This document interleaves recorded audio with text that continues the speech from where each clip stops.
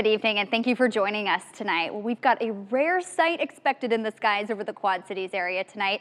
What could be the largest solar storm in nearly 20 years is racing towards Earth right now, strong enough to potentially give us a spectacular view of the northern lights. We do have team coverage tonight on that storm and what you need to know and have the best shot at seeing that display. Let's start with Joe McCoy. Tell us what's going on. What do we need to know about this tonight? Well, Jenna, first off, how amazing is it that we have a solar eclipse and then the northern lights within a month? Cool. It's pretty amazing. But here are a few tips that you need to know to get your best view of the solar eclipse, of the northern lights tonight. So between midnight and 4 a.m.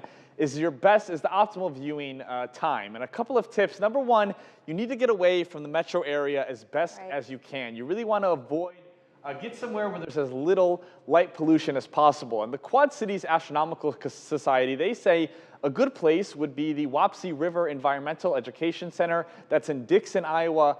And as the name suggests, you will need to look to the north tonight. It could fizzle out. It could be spectacular. It's rare. It's pretty amazing to see the sky lit up and glowing with ripples running through it. And Jenna, you do not need a telescope or any special Nothing glasses fancy. tonight. Exactly. All we need, fingers crossed, for a clear night sky. Hopefully James can deliver that in our forecast. Yeah, all right. We're looking forward to it. Well, we do have team coverage like we said, so let's send it over to Storm Track 8 meteorologist Andrew Stutzky. He's going to explain how that solar storm will put on such a display for us right here in the Quad Cities. For once, we are tracking something in outer space, literally the strongest solar geomagnetic storm that we have seen since 2005 is on the way to planet Earth right now as we speak. And what that means is we have a really good opportunity to see the northern lights tonight. Here's how they form.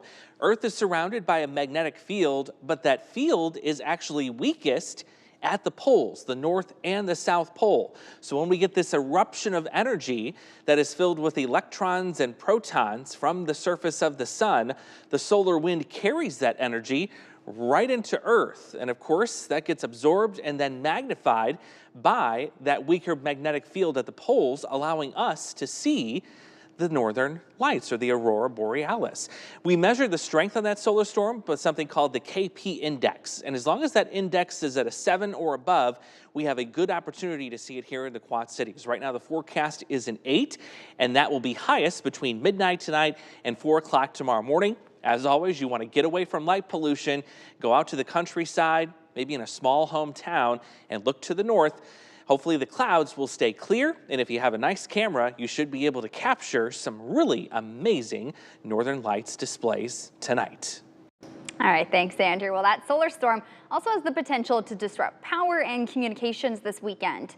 The National Oceanic and Atmospheric Administration, NOAA, has alerted operators of power plants and spacecraft in orbit to take precautions.